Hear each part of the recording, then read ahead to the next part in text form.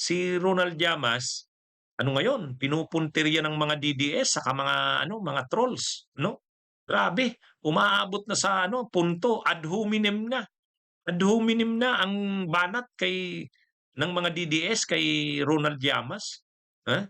Alam niyo mga kabunyog, mga kababayan, sa palitan ng mga argumento, sa palitan ng mga ideya, eh di ba lagi ko namang sinasabi, ako ayaw ko ng mga palitan ng ideya na nagmumurahan na, nagbabastusan na.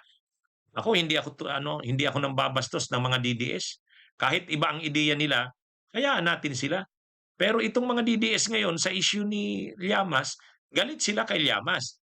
Umaabot na sa punto na ang tira nila kay Llamas ay ano na, ad hominem. Ang ibig sabihin ng ad hominem, yung ano mo na, gagamitin mo na yung mga issue na ang pangit-pangit mo. Hmm? Si ano nga, si ano, dating Commissioner Guanzon, ang tawag na kay Llamas, Tartar Boy. Tama ba yun? Tama ba yun? Kumbaga ad hominem ng masyado yung mga banat na yan. Hmm? Ang sinabi lang naman ni Secretary Ronald Llamas, ano, ang sinabi niya ganito, ah, yung issue kay Robin Padilla. Oh, nagsabi siya na sa isang actually nag-react siya doon kasi sabi ni Mariel Padilla, ano, hindi daw natin deserve si Robin Padilla. Kumbaga, sa isang interview kay Mariel Padilla, na napaka-ano daw ng kanyang asawa, napakasipag, napaka-honest, seryosong public servant. Tapos tayo daw na mamamayang Pilipino, binabas natin si Robin, kung ano-ano daw mga paninira kay Robin. Kaya ano daw parang ayaw na ni Robin tumakbo sa 2028. Hindi natin deserve, no? Hindi natin deserve si Robin. Kumbaga, ganito tayo, binabas natin siya, napakagaling ng tao, napakabait, napakasinsero. So hindi natin siya deserve. Ay nag-react ngayon si Llamas. Ang sabi ni Llamas, sa isang banda, magpasalamat din tayo kay Robin. Kasi nung 2025 elections, maraming hindi nanalong mga artista. Oh, dahil yun kay Robin. Oh, yun, yung ganung ano, yung ganung sinabi ni Ronald Llamas, hindi naman ad hominem yun. Hindi ad hominem yun. Ngayon, nag-counter si Padilla. Sabi ni Padilla, sabi ni Robin Padilla, um, ano ang eksaktong sinabi ni Robin Padilla, parang pinatutunayan niyo po ang sinasabi ng isang abogada na pangit po kasi kayo. Kaya diyan nanggagaling ang galit niyo sa artista. Yung sabihin mo yung isang tao na pangit, ay ano na yun, ad hominem na yun. Ad hominem na yun. O ngayon, kinampihan ngayon ni ano, ayan sinagot pala ito ni ano, ni Ronald Llamas, di bali ng pangit.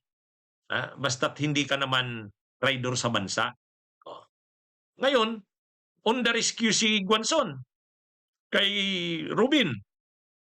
Sabi niya, si Senator Rubin Padilla nagpakulong ng ilang taon and was enlightened and converted to Islam. Si Llamas umiwas sa kulong kahit nahuli siyang may dalawang high-powered firearms at bumili ng fake DVDs noong presidential assistant siya. Lamas pa nga ang tawag, hindi Llamas Lamas abused his high government position at duwag siya. And yes, ang pangit niya, magsipilyo ka ng asin at baking soda tartar boy. Mga aabot ka sa ganun, magsipilyo ka ng asin at baking soda tartar boy. Ad hominem na yun Ad hominem na yun. Kumbaga, ganun na kababaw yung debating ito.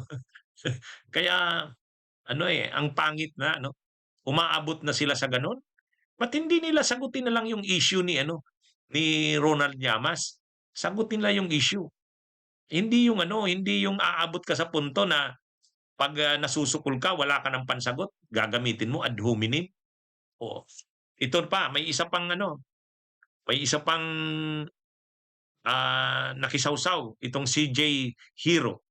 CJ Hero kay Ronald Llamas. Siya, si Ronald Llamas daw. Pinagsamang pangit ang muka, pangit ang budi at traitor sa bansa. Do not be like him. Oh. Imagine niyo yan mga kabunyog, mga kabayan, yung ganyan na yung kanilang mga kay Ronald Llamas. Hindi na tama yan Ad hominem na. Ha? Mabuti nilang nagpapatawa si Ronald Llamas sa mga sagot niya, eh. Ah, Mabuti nagpapatawa siya. At saka kahit yung mga kasamahan ni Ronald Llamas, sinusuportahan siya sa patawang paraan din. Nagpapatawa din. Ginawan siya ng mga memes. Oh. Pero ano to eh, hindi maganda na kumbaga itong mga DDS, halimbawa si Robin Padilla, senador siya. Dapat yung pag-counter niya, ano rin, huwag umabot sa puntong tumatawag ka na ng pangit. Oh, ganun din si dating Comelec Commissioner Guanzon. Tinatawag na si Llamas na tartar boy.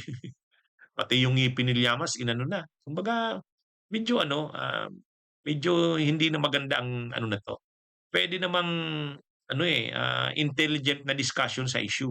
Halimbawa yung issue ng China, o ano yun, puwede namang debate ng diyan, ah, intelligent na discussion. Huwag yung umabot sa punto ng mga ad hominems. Kasi, hindi maganda, eh. Oh, kaya ako diyan niyo ako maintindihan. Bakit maraming naghahamon sa akin ng debate, debate, debate. Si Attorney Libayan hinahamon ako debate daw, ayaw kong patulan. Bakit? Wala namang patutunguhan ng mga debateng ganyan. Aabot sa punto 'yan, magiging below the belt na ang mga niyo, hindi na maganda. Kaya nga ako 'di ba, nagba-vlog ako pero never akong nambastos ng ah, ang ako hinahayaan ko lang yung mga DDS na ano, na nanonood sa akin, nagko-comment ng kung ano-ano, hinahayaan. Kasi okey lang yun, malayang palitan ng mga ideya, pero yung umabot na sa punto ng mga ad hominems, ang pangit na, eh, hmm, ang pangit na. Kaya sana ito, buti na lang si Ronald Llamas, ah, siyempre, hindi niya rin gusto ang nangyayari na 'yan, pero sinasagot niya na lang ng patawa, eh, hmm. Ah, Yun na lang yung pang-counter niya. Ah, Talaga naman daw, halimbawa yon mga sabi ni Ronald Llamas, parang tinatanggap niya na pangit siya. Ano ano bang sabi niya? Ano bang sabi ni Ronald Llamas sa mga posts niya? Hmm, ano ito mga kabunyog, mhm, ayan, ah, ito, ayan, oh. Sabi ni Ronald Llamas sa ano niya, sabi ni Ronald Llamas,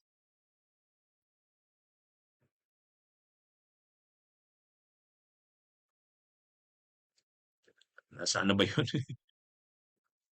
Anyway, ah, ano ito, mga kabunyog, mga kababayan,